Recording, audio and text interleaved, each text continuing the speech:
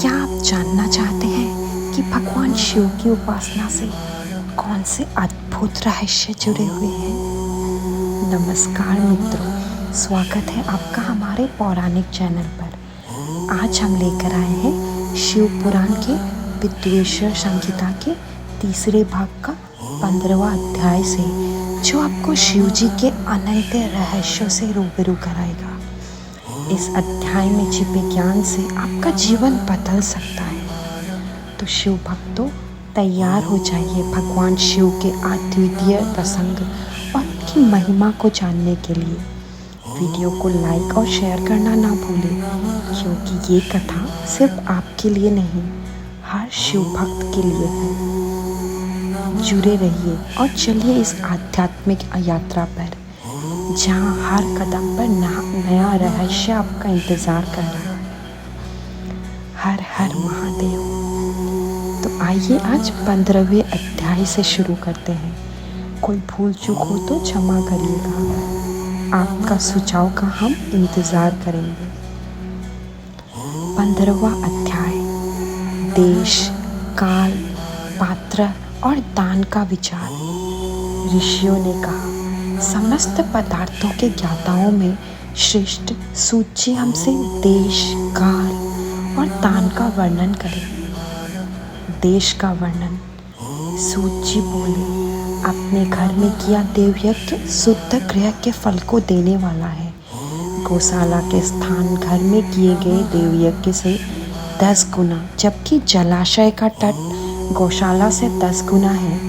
एवं जहाँ तुलसी, बेल और पीपल वृक्ष का मूल हो, वो स्थान जलाशय तट से भी 10 गुना महत्व देने वाला है। देवालय उससे भी अधिक महत्व रखता है। देवालय से 10 गुना महत्व रखता है तीर्थ भूमि का तट, उससे भी श्रेष्ठ है नदी का किनारा, तथा उसका 10 गुना उत्कृष्ट है तीर्थ नदी का तट। इससे भी अधिक महत्व रखने वाला है सप्तगंगा का तट, जिसमें गंगा, गोदावरी, कावेरी, ताम्रपर्णी, सिंधु, सरयू और रेवा नदियाँ आती है। इससे भी 10 गुना अधिक फल समुद्र का तट, और उससे भी 10 गुना अधिक फल पर्वत चोटी पर पूजा करने से होता है। और सबसे अधिक महत्व का स्थान वो होता है जहाँ मन रम जाए। काल का वर्णन। सतयुग में यज्ञ, दान आदि से संपूर्ण फलों की प्राप्ति होती है। त्रेता में तिहाई, द्वापर में आधा, कलयुग में इससे भी कम फल प्राप्त होता है। परंतु शुद्ध हृदय से किया गया पूजन फल देने वाला होता है।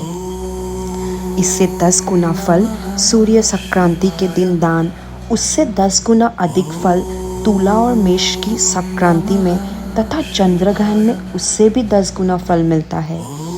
सूर्य ग्रहण में उससे भी 10 गुना अधिक फल प्राप्त होता है। महापुरुषों के साथ में वो काल करोड़ों सूर्य ग्रहण के समान पावन है, ऐसा ज्ञानी पुरुष मानते हैं।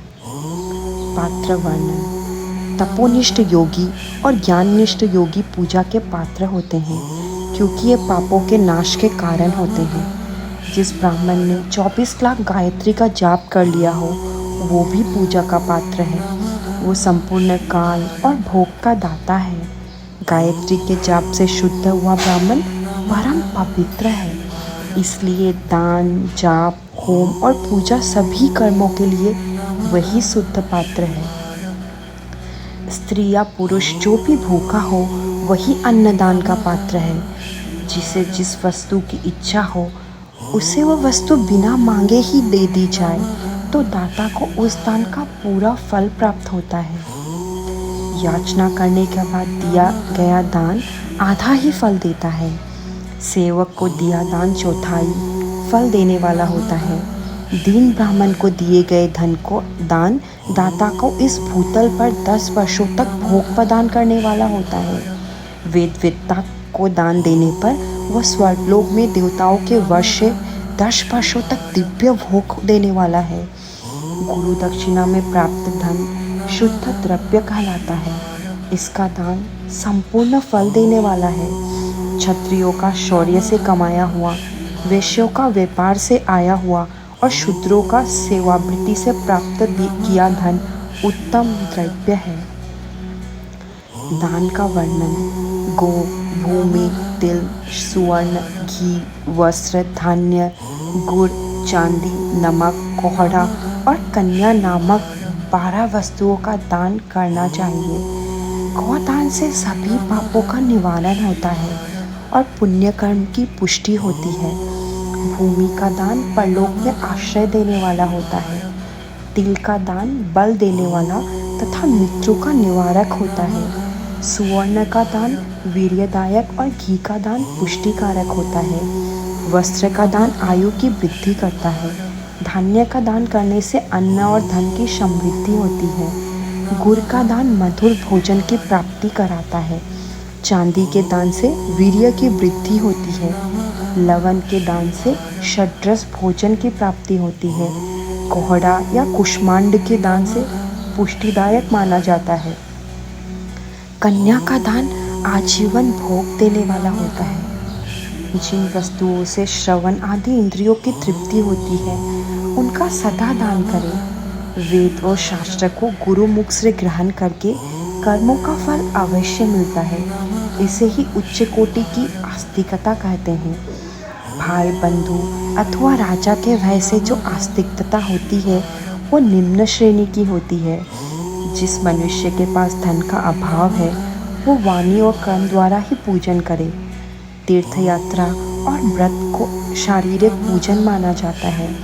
तपस्या और दान मनुष्य को सदा करने चाहिए। देवताओं की तृप्ति के लिए जो कुछ दान दिया जाता है वो सब प्रकार के भोग प्रदान करने वाला है। इससे इस लोक और परलोक में उत्तम जन्म और सदा सुलभ होने वाले भोग प्राप्त होता है। ईश्वर को सब कुछ समर्पित करने एवं बुद्धि से यज्ञ व दान करने से मोक्ष की प्राप्ति होती है। 16वां अध्याय देव प्रतिमा का पूजन तथा शिवलिंग के वैज्ञानिक स्वरूप का विवेचन। ओम नमः शिवाय। ऋषियों ने कहा, साधु शिरोमणि सूत जी, हमें देव प्रतिमा के पूजन की विधि बताइए जिससे अभिष्ट फल की प्राप्ति होती है। सूत जी बोले, हे महर्षियों, मिट्टी से बनाई हुई प्रतिमा का पूजन करने से पुरुष स्त्री सभी के मनोरथ सफल हो जाते हैं। इसके लिए नदी, तालाब, कुआं या जल के भीतर की मिट्टी लाकर सुगंधित द्रव्य से उसका शुद्ध करें। उसके बाद दूध डालकर अपने हाथ से सुंदर मूर्ति बनाएं। पद्मासन द्वारा प्रतिमा का आदर सहित पूजन करें। गणेश, सूर्य, विष्णु, शिव, पार्वती की मूर्ति और शिवलिंग का सदा पूजन करें। संपूर्ण मनोरथों की सिद्धि के लिए 16 उपचारों द्वारा पूजन करें। किसी मनुष्य द्वारा स्थापित शिवलिंग पर 1 सेर नैवेद्य से पूजन करें। देवताओं द्वारा स्थापित शिवलिंग को 3 सेर नैवेद्य अर्पित करें तथा स्वयं प्रकट हुए शिवलिंग का पूजन 5 सेर नैवेद्य से करें। इससे जरूर अभिष्ट फल की प्राप्ति होती है। इस प्रकार सहस्त्र बार पूजन करने से सत्यलोक की प्राप्ति होती है। 12 अंगुल चौड़ा और 25 अंगुल लंबा ये लिंग का प्रमाण है और 15 अंगुल ऊंचा लोहे या लकड़ी के बनाए हुए पत्र का नाम शिव है। इससे अभिषेक से आत्मशुद्धि, गंध चढ़ाने से पुण्य, नैवेद्य चढ़ाने से आयु तथा धूप देने से धन की प्राप्ति होती है। दीप से ज्ञान और तांबुल से भोग मिलता है। अतएव स्नान आदि 6 पूजन के अंगों को अर्पित करें। नमस्कार और जाप संपूर्ण अभिष्ट फलों को देने वाला है। भोग और मोक्ष की इच्छा रखने वाले लोगों को पूजा के अंत में सदा जाप और नमस्कार करना चाहिए। जो मनुष्य जिस देवता की पूजा करता है वो उस देवता के लोक को प्राप्त करता है तथा उनके बीच के लोकों में उचित फल को भोगता है। हे महर्षियों, भूलोक में श्री गणेश पूजनीय है।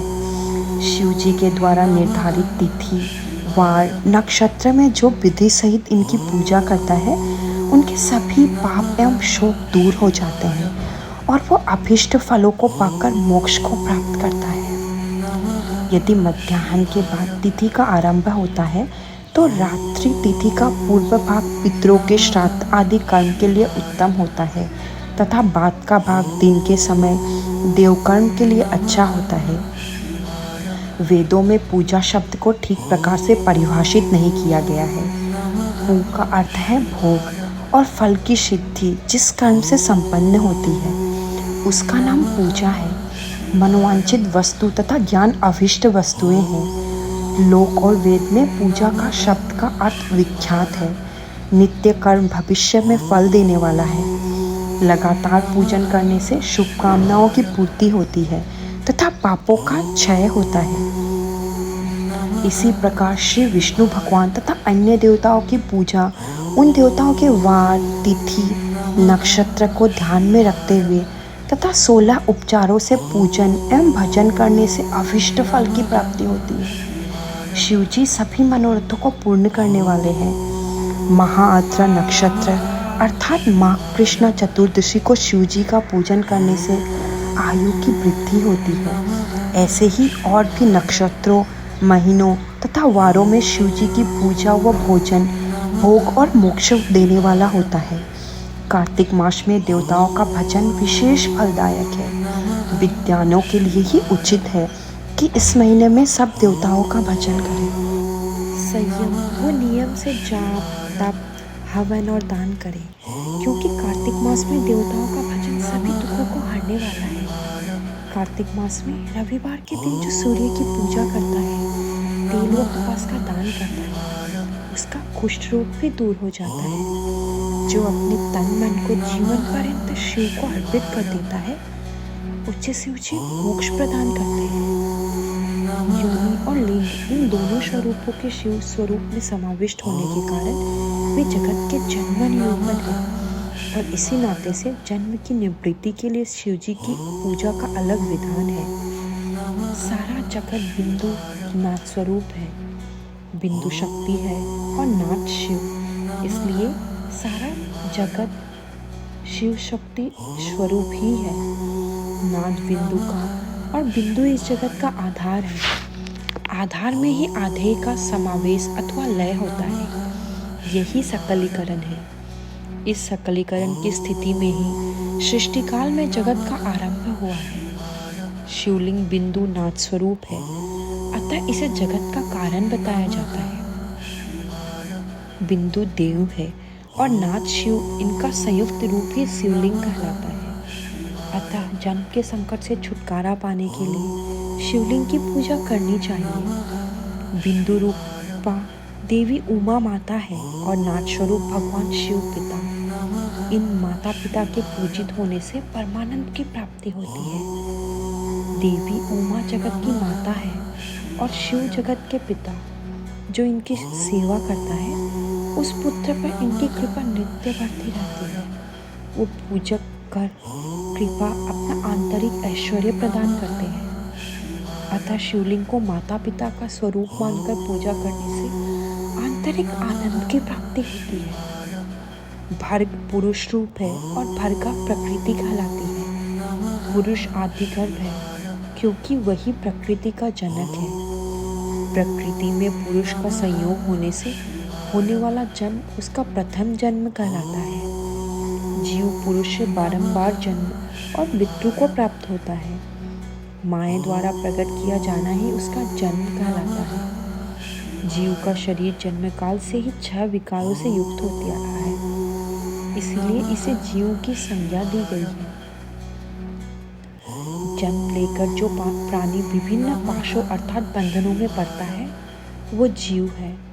जीव पशुता के पास से जितना छूटने का प्रयास करता है उसमें उतना ही उलझता जाता है। कोई भी साधन जीव को जन्म मृत्यु के चक्र से मुक्त नहीं कर पाते।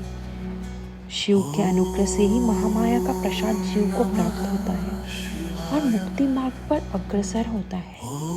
जन्म मृत्यु के बंधन से मुक्त होने के लिए श्रद्धापूर्वक शिवलिंग का पूजन करना चाहिए।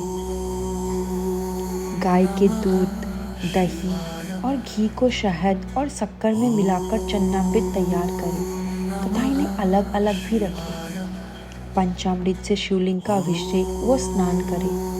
दूध व अन्न मिलाकर नैवेद्य तैयार कर प्रणव मंत्र का जाप करते हुए उसे भगवान शिव को अर्पित कर दें। प्रणव को ध्वनिलिंग, स्वयंभूलिंग और नाद स्वरूप होने के कारण नादलिंग तथा बिंदु स्वरूप होने के कारण बिंदुलिंग के रूप में प्रसिद्धि प्राप्त है।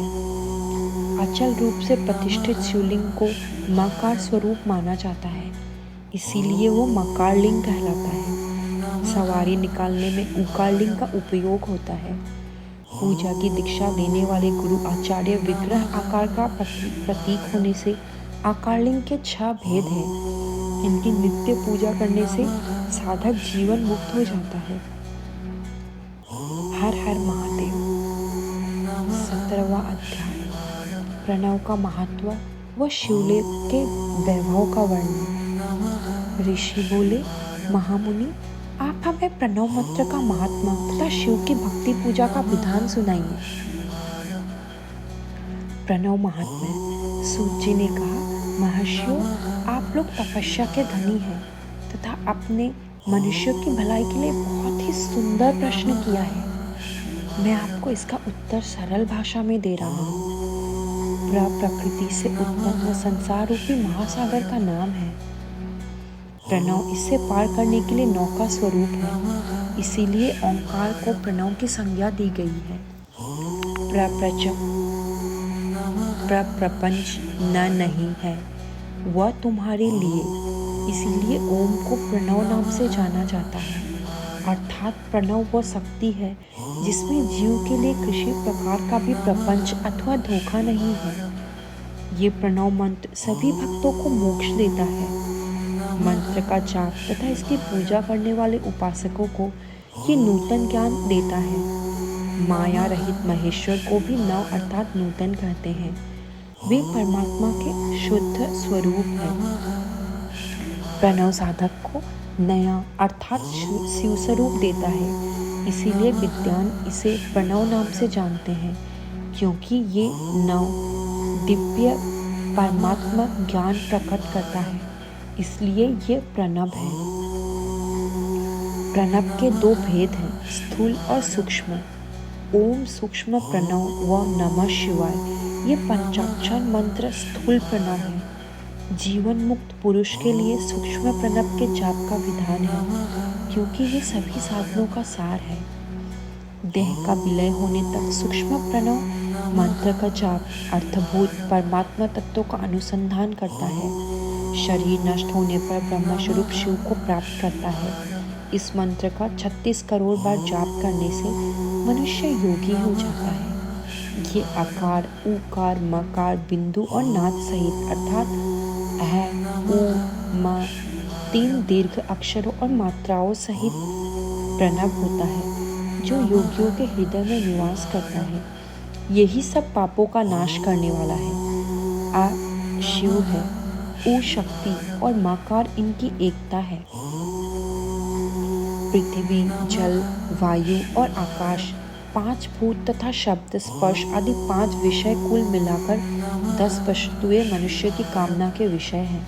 इनकी आशा मन में लेकर जो कर्मों का अनुष्ठान करते हैं वे प्रवृत्ति मार्गी कहलाते हैं, तथा जो निष्काम भाव से शास्त्रों के अनुसार कर्मों का अनुष्ठान करते हैं वे निवृत्त मार्गी हैं। वेद के आरंभ में तथा दोनों समय की संध्या वंदना के समय सबसे पहले ऊकार का प्रयोग करना चाहिए। प्रणव के 9 करोड़ जाप से पुरुष शुद्ध हो जाता है, फिर 9 करोड़ जाप से पृथ्वी की, फिर इतने ही जाप से तेज की, फिर 9 करोड़ जाप से वायु की और फिर 9 करोड़ जाप से गंध की सिद्धि होती है। ब्राह्मण सहस्त्र ओंकार मंत्रों का रोजाना जाप करने से प्रबुद्ध व शुद्ध योगी हो जाता है। फिर जितेंद्रिय होकर 5 करोड़ का जाप करता है तथा शिवलोक को प्राप्त करता है। क्रिया, तप और जाप के योग से शिव योगी 3 प्रकार के होते हैं। धन और वैभव से पूजा सामग्री एकत्र कर अंगों से नमस्कार आदि करते हुए इष्ट देव की प्राप्ति के लिए जो पूजा में लगा रहता है वो क्रिया योगी कहलाता है। पूजा में संलग्न रहकर जो परिमित भोजन करता है एवं बाह्य इंद्रियों को जीतकर वश में करता है उसे तपोयोगी कहते हैं। सभी सद्गुणों से युक्त होकर सदा शुद्ध भाव से समस्त कार्य कर शांत हृदय से निरंतर जो जाप करता है वो जप योगी कहलाता है। जो मनुष्य 16 उपचारों से शिव योगी महात्माओं की पूजा करता है वो शुद्ध होकर मुक्ति को प्राप्त करता है। जप योग का वर्णन। ऋषियों, अब मैं तुमसे जप योग का वर्णन करता हूँ। सर्वप्रथम मनुष्य को अपने मन को शुद्ध कर पंचाक्षर मंत्र नमः शिवाय का जाप करना चाहिए। यह मंत्र संपूर्ण सिद्धियां प्रदान करता है। इस पंचाक्षर मंत्र के आरंभ में ओम का जाप करना चाहिए। गुरु के मुख से पंचाक्षर मंत्र का उपदेश पाकर कृष्ण पक्ष प्रतिपदा से लेकर चतुर्दशी तक साधक रोज एक बार परिमित भोजन करे, मौन रहे, इंद्रियों को वश में रखे, माता पिता की सेवा करे, नियम से एक सहस्त्र पंचाक्षर मंत्र का जाप करे, तभी उसका जप योग शुद्ध होता है। भगवान शिव का निरंतर चिंतन करते हुए पंचाक्षर मंत्र का 5 लाख जाप करे। जप काल में शिव जी के कल्याणमय स्वरूप का ध्यान करे। ऐसा ध्यान करे कि भगवान शिव कमल के आसन पर विराजमान है। उनका मस्तक गंगा जी और चंद्रमा की कला से सुशोभित है।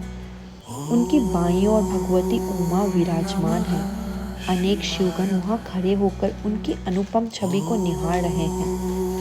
मन में सदाशिव का बारंबार स्मरण करते हुए सूर्यमंडल से पहले उनकी मानसिक पूजा करें। पूर्व की ओर मुख करके पंचाक्षर मंत्र का जाप करें। उन दिनों साधक शुद्ध कर्म करे तथा अशुद्ध कर्मों से बचा रहे। जाप की समाप्ति के लिए कृष्ण पक्ष की चतुर्दशी को शुद्ध होकर शुद्ध हृदय से 12 सहस्त्र जाप करे। तत्पश्चात ईशान, तत्पुरुष, अघोर, वामदेव तथा सद्योजात के प्रतीक स्वरूप 5 शिव भक्त ब्राह्मणों को वरण कर शिव का पूजन विधि पूर्वक कर होम आरंभ करें। विधि विधान से भूमि को शुद्ध कर वेदी पर अग्नि प्रज्वलित करें। गाय के घी से 1100 अथवा 1000 आहुति स्वयं दे या 108 आहुतियाँ ब्राह्मण से दिलाएं। दक्षिणा के रूप में एक गाय अथवा बेल देना चाहिए। प्रतीक रूप 5 प्राणों के चरणों को धोए तथा उस जल से मस्तक को सींचे। ऐसा करने से अगिनत तीर्थों में तत्काल स्नान का फल प्राप्त होता है। इसके उपरांत ब्राह्मणों को भरपूर भोजन कराकर देवेश्वर शिव से प्रार्थना करें। फिर 5 लाख जाप करने से समस्त पापों का नाश होता है। पुनः 5 लाख जाप करने पर भूतल से सत्यलोक तक 14 भुवनों पर अधिकार प्राप्त हो जाता है। कर्म माया और ज्ञान माया का तात्पर्य। माँ का अर्थ है लक्ष्मी, उससे कर्म भोग प्राप्त होता है, इसलिए ये माया अथवा कर्म माया कहलाती है। इसी से ज्ञान भोग की प्राप्ति होती है, इसलिए उसे माया या ज्ञान माया भी कहा गया है। उपयुक्त सीमा से नीचे नश्वर भोग है और ऊपर नित्य भोग। नश्वर भोग में जीव सकाम कर्मों का अनुसरण करता हुआ विभिन्न योनियों लोगों के चक्कर काटता है। बिंदु पूजा में तत्पर रहने वाले उपासक नीचे के लोकों में घूमते हैं। निष्काम भाव से शिवलिंग की पूजा करने वाले ऊपर के लोक में जाते हैं। नीचे कर्मलोक है और यहाँ सांसारिक जीव रहते हैं। ऊपर ज्ञान लोक है जिसमें मुक्त पुरुष रहते हैं और आध्यात्मिक उपासना करते हैं। शिवलोक के वैभव का वर्णन। जो मनुष्य सत्य अहिंसा से भगवान शिव की पूजा में तत्पर रहते हैं काल चक्र को पार कर जाते हैं। काल चक्रेश्वर की सीमा तक महेश्वर लोक है। उससे ऊपर वृषभ के आकार में धर्म की स्थिति है। उसके सत्य, शौच, अहिंसा और दया 4 पाद है। वो साक्षात शिवलोक के द्वार पर खड़ा है। क्षमा उसके सींग है। शम कान है। वो वेदध्वनि रूपी शब्द से विभूषित है। भक्ति उसके नेत्र और विश्वास और बुद्धि मन है। क्रिया आदि धर्म रूपी वृषभ है जिस पर शिव आरूढ़ होते हैं। ब्रह्मा, विष्णु और महेश की आयु को दिन कहते हैं। कारण स्वरूप ब्रह्मा के सत्यलोक पर्यंत 14 लोक स्थित हैं जो 5 भौतिक गंध से परे हैं। उनसे ऊपर कारण रूप विष्णु के 14 लोक हैं तथा इससे ऊपर कारण रूपी रुद्र के 28 लोकों की स्थिति है। फिर कारनेश शिव के 56 लोक विद्यमान है। सबसे ऊपर 5 आवरणों से युक्त ज्ञानमय कैलाश है। यहाँ 5 मंडलों, 5 ब्रह्मकालों और आदिशक्ति से संयुक्त आदिलिंग है जिसे शिवालय कहा जाता है। वहीं पराशक्ति से युक्त परमेश्वर शिव निवास करते हैं। वे सृष्टि, पालन, संहार, तिरोभाव और अनुग्रह आदि कार्यों में कुशल हैं। नित्य कर्मों द्वारा देवताओं का पूजन करने से शिव तत्वों का साक्षात्कार होता है। जिन पर शिव की कृपा दृष्टि पड़ चुकी है वे सब मुक्त हो जाते हैं। अपनी आत्मा में आनंद का अनुभव करना ही मुक्ति का साधन है। जो पुरुष क्रिया, तप, जाप, ज्ञान और ध्यान रूपी धर्मों से शिव का साक्षात्कार करके मोक्ष को प्राप्त कर लेता है, उसके अज्ञान को भगवान शिव दूर कर देते हैं। शिव भक्ति का सत्कार। साधक 5 लाख जाप करने के पश्चात भगवान शिव की प्रसन्नता के लिए महाभिषेक एवं नैवेद्य से शिव भक्तों का पूजन करें। भक्ति की पूजा से भगवान शिव बहुत प्रसन्न होते हैं। शिव भक्त का शरीर शिव रूप ही है। जो शिव के भक्त हैं और वेद की सारी क्रियाओं को जानते हैं, वो जितना अधिक शिव मंत्र का जाप करते हैं उतना ही शिव का सामीप्य बढ़ता है। शिव भक्त स्त्री का रूप पार्वती देवी का है तथा मंत्रों का जप करने से देवी का सानिध्य प्राप्त हो जाता है। साधक स्वयं शिव स्वरूप होकर पराशक्ति अर्थात पार्वती का पूजन शक्ति, वेद तथा लिंग का चित्र बनवाकर अथवा मिट्टी से इनकी आकृति का निर्माण करके प्राण प्रतिष्ठा करके इसका पूजन करें। शिवलिंग को शिव मनाकर अपने को शक्ति रूप समझकर शक्ति लिंग को देवी मानकर पूजा करें। शिव भक्त शिव मंत्र रूप होने के कारण शिव के स्वरूप हैं। जो 16 उपचारों से उनकी पूजा करता है उसे अभीष्ट फलों की प्राप्ति होती है, इसमें कोई संशय नहीं। उपासना के उपरांत शिव भक्त की सेवा से विद्वानों पर शिव जी प्रसन्न होते हैं। 5, 10 या 100 सप्तनिक शिव भक्तों को बुलाकर आदरपूर्वक भोजन कराएं। शिव भावना रखते हुए निष्कपट पूजा करने से भूतल पर फिर जन्म नहीं होता। ओम नमः शिवाय। 18वां अध्याय, बंधन और मोक्ष का विवेचन। शिव के भस्म धारण का रहस्य। ऋषि बोले, सर्वज्ञ में श्रेष्ठ सूत जी, बंधन और मोक्ष क्या है? कृपया हम पर कृपा कर हमें बताइए। सूत जी ने कहा, महर्षियों, मैं बंधन और मोक्ष के स्वरूप व उपाय का वर्णन तुम्हारे लिए कर रहा हूँ। पृथ्वी के 8 बंधनों के कारण ही आत्मा की जीव संज्ञा है, अर्थात बंधनों में बंधा हुआ जीव बंध कहलाता है और जो उन बंधनों से छूटा हुआ है उसे मुक्त कहते हैं। प्रकृति, बुद्धि, त्रिगुणात्मक अहंकार और 5 तंत्रमाएं आदि 8 तत्वों के समूह से देह की उत्पत्ति हुई है। देह से कर्म होता है और फिर कर्म से नूतन देह की उत्पत्ति होती है। शरीर को स्थूल, सूक्ष्म और कारण के भेद से जानना चाहिए। स्थूल शरीर व्यापार करने वाला, सूक्ष्म शरीर इंद्रिय भोग करने वाला तथा शरीर को आत्मानंद की अनुभूति कराने वाला होता है। कर्मों के द्वारा ही जीव पाप और पुण्य भोगता है, इन्हीं से सुख दुख की प्राप्ति होती है। अतः कर्म पास में बंधकर जीव शुभाशुभ कर्मों द्वारा चक्र की भांति घुमाया जाता है। इससे छुटकारा पाने के लिए महाचक्र के कर्ता भगवान शिव की स्तुति और आराधना करनी चाहिए। शिव ही सर्वज्ञ, परिपूर्ण और अनंत शक्तियों के धारण किए हैं। जो मन, वचन, शरीर और धन से बेरलिंग या भक्तजनों में शिव भावना करके उनकी पूजा करते हैं, उन पर शिव जी की कृपा अवश्य होती है। शिवलिंग में शिव की महिमा, शिव की प्रतिमा ने शिव भक्तजनों में शिव की भावना करके उनकी प्रसन्नता के लिए पूजा करनी चाहिए। पूजन शरीर, मन, वाणी और धन से कर सकते हैं। भगवान शिव पूजा करने वाले पर विशेष कृपा करते हैं और अपने लोक में निवास का सौभाग्य प्रदान करते हैं। जब तंत्रमाएं वश में हो जाती हैं, तब जीव जगदम्बा सहित शिव का सामीप्य प्राप्त कर लेता है। भगवान का प्रसाद प्राप्त होने पर बुद्धि वश में हो जाती है। सर्वज्ञता और तृप्ति शिव के ऐश्वर्य हैं। इन्हें पाकर मनुष्य की मुक्ति हो जाती है। इसलिए शिव का कृपा प्रसाद प्राप्त करने के लिए ही उन्हीं का पूजन करना चाहिए। शिव क्रिया, शिव तप, शिव मंत्र जाप, शिव ज्ञान और शिव ध्यान प्रतिदिन प्रातः से रात को सोते समय तक, जन्म से मृत्यु तक करना चाहिए। एवं मंत्रों और विभिन्न पुष्पों से शिव की पूजा करनी चाहिए। ऐसा करने से भगवान शिव का लोक प्राप्त होता है। ऋषि बोले, उत्तम व्रत का पालन करने वाले सूत जी, शिवलिंग की पूजा कैसे करनी चाहिए, कृपया हमें बताइए। सूत जी ने कहा, ब्राह्मणों, सभी कामनाओं को पूर्ण करने वाले लिंग के स्वरूप का मैं तुमसे वर्णन कर रहा हूँ। सूक्ष्म लिंग निष्कल होता है और स्थूल लिंग सकल। पंचाक्षर मंत्र को स्थूल लिंग कहते हैं। दोनों ही लिंग साक्षात मोक्ष देने वाले हैं। प्रकृति एवं पौरुष लिंग के रूपों के बारे में एकमात्र भगवान शिव ही जानते हैं और कोई नहीं जानता। पृथ्वी पर 5 लिंग हैं जिनका विवरण मैं तुम्हें सुनाता हूँ।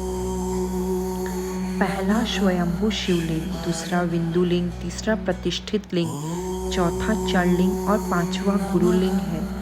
देवर्षियों की तपस्या से संतुष्ट हो उनके समीप प्रकट होने के लिए पृथ्वी के अंतर्गत बीज रूप में व्याप्त हुआ भगवान शिव वृक्षों के अंकुर की भांति भूमि को भेदकर नादलिंग के रूप में व्यक्त हो जाते हैं। स्वतः प्रकट होने के कारण ही इसका नाम स्वयंभू लिंग है। इसकी आराधना करने से ज्ञान की वृद्धि होती है। सोने, चांदी, भूमि, वेदी पर हाथ से प्रणव मंत्र लिखकर भगवान शिव की प्रतिष्ठा और आह्वान करें तथा 16 उपचारों से उनकी पूजा करें। ऐसा करने से साधक को ऐश्वर्य की प्राप्ति होती है। देवताओं और ऋषियों ने आत्मसिद्धि के लिए पौरुष लिंग की स्थापना मंत्रों के उच्चारण द्वारा की है। यही प्रतिष्ठित लिंग कहलाता है। किसी ब्राह्मण अथवा राजा द्वारा मंत्र पूर्वक स्थापित किया गया लिंग भी प्रतिष्ठित लिंग कहलाता है, किंतु वो प्राकृत लिंग है। शक्तिशाली और नित्य होने वाला पौरुष लिंग तथा दुर्बल और अनित्य होने वाला प्राकृत लिंग कहलाता है। लिंग नाभि, जीभ, हृदय और मस्तक में विराजमान आध्यात्मिक लिंग को चरलिंग कहते हैं। पर्वत को पौरुष लिंग और भूतल को विद्वान प्राकृत लिंग मानते हैं। पौरुष लिंग समस्त ऐश्वर्य को प्रदान करने वाला है। प्राकृत लिंग धन प्रदान करने वाला है। चरलिंग में सबसे प्रथम रसलिंग ब्राह्मणों को अभिष्ट वस्तु प्रदान करने वाला है। सुवर्णलिंग वैश्यों को धन, वानलिंग क्षत्रियों को राज्य, सुंदरलिंग शूद्रों को महाशुद्धि प्रदान करने वाला है। बचपन, जवानी और बुढ़ापा में स्पष्टीकमय शिवलिंग का पूजन स्त्रियों को समस्त भोग प्रदान करने वाला है। समस्त पूजा कर्म गुरु के सहयोग से करें। इष्ट देव का अभिषेक करने के पश्चात अगहनी के चावल की बनी खीर तथा नैवेद्य अर्पण करें। निवृत्त मनुष्य को सूक्ष्म लिंग का पूजन विभूति के द्वारा करना चाहिए।